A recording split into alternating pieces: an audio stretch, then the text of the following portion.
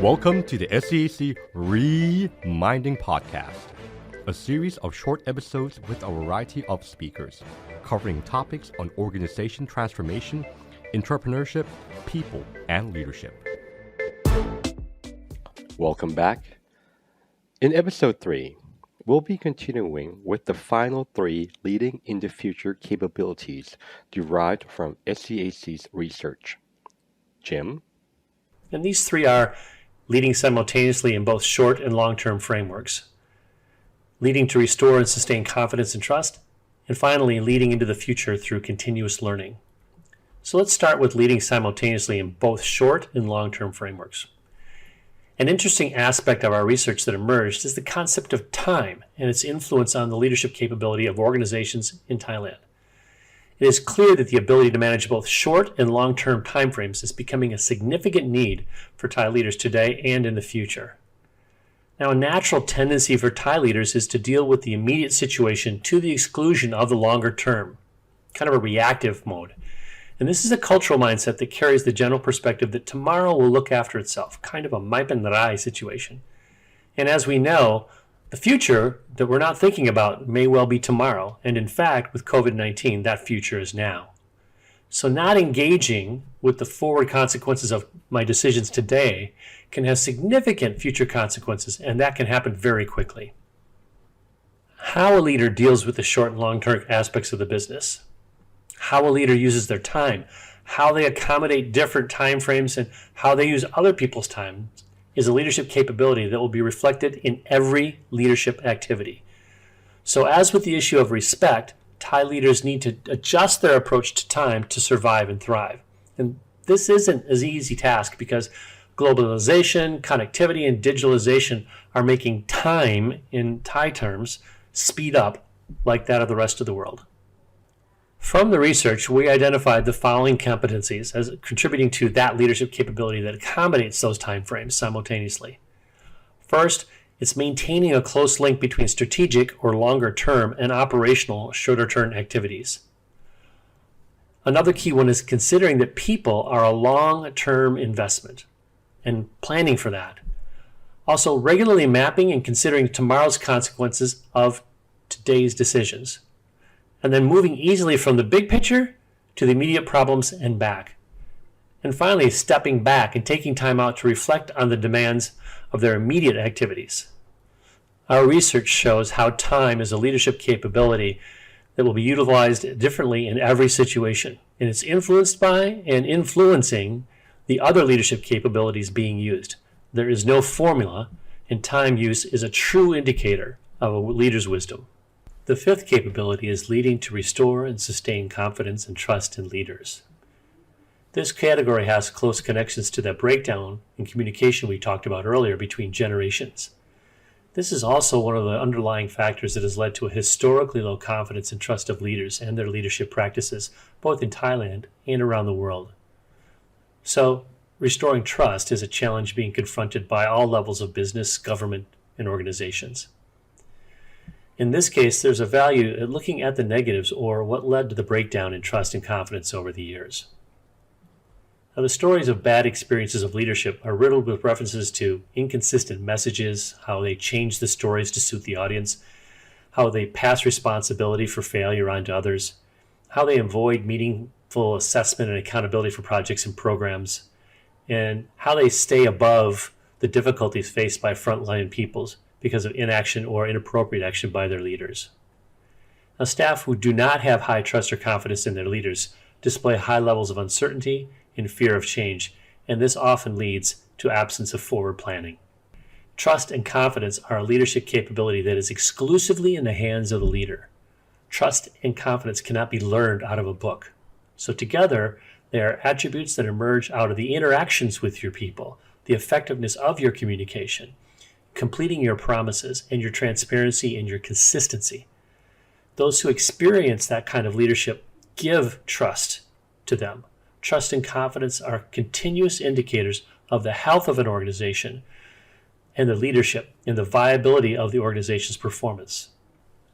Our research identified the following capabilities as contributing to the leadership that enabled trust and confidence, and how do you reestablish that. So first you start with delivering consistent messages in public and private. They don't deviate. There's transparency in how you deal with others and how you represent the organization. This leader is also continuously learning about what is going on in the organization, its environment, and its short and long-term performance. This leader listens to people at all levels of the organization.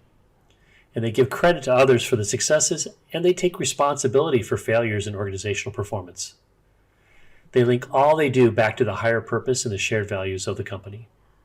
They also encourage teamwork, and they treat everyone as equals, and they help everyone to grow through positive personal relationships.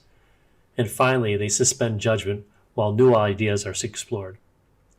So increasing the trust and confidence throughout an organization requires a deliberate change in the culture of accountability. So any continuance of a them and us attitude is going to sabotage any attempts to improve the situation. The broadening of this leadership capability means ensuring processes and activities are transparent and accountable.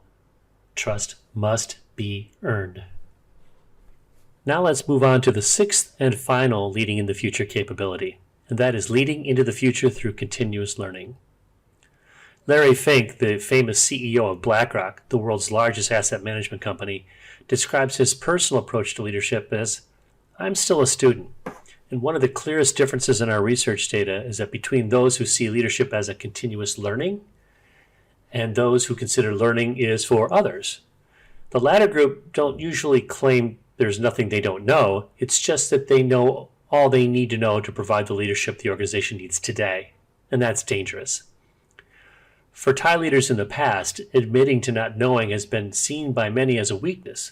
And this may have been defensible because things actually moved a lot slower. But it's not defensible today. In a world of rapid change at every level of every sector, this level of interconnectivity between nations, business, and communities, virtual borderlessness, change in any one place or situation has an impact on every other situation. Just look at how one person in Wuhan has now impacted the whole world. Now, while Larry Fink's world is that of the big international corporations, his words are valid for every leader. He says, "It is imperative that all of us worldwide take time to be a student.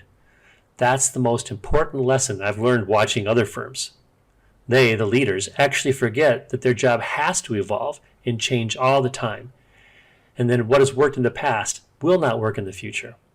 In my opinion, if you're not a student, you're probably going backwards and taking others with you." The facts are that no one can know all that is necessary to provide the breadth and depth of leadership required in times of rapid change like these. The call for continuous learning is also a call for team leadership. So the development of the model that sees leadership as an emergent quality of a whole group and not just the responsibility of one leader. So with change having so many different contexts and content, any group is now dependent on the learning and the knowledge and the wisdom of everyone in the organization. The reality is no one person can know everything an organization needs to know to navigate and enhance its journey towards its purpose. But this does not mean no one knows anything. The leadership capability implied in this category is that all need to be encouraged to learn and that collaborative forms be developed, which will enable all to share their individual knowledge and to surface the shared knowledge required to create the future. Our research identified the future leader can be the catalyst of a learning organization and a role model for continuous learning by doing the following. First of all, they accept that the current pace of change is too fast for the leader or any one person to know enough or keep up. And they argue that complex issues can't be fully understood from a single perspective or person. It has to be multiple. So then they create sessions for all to share knowledge equally. They encourage and support a wide range of learning activities across the organization.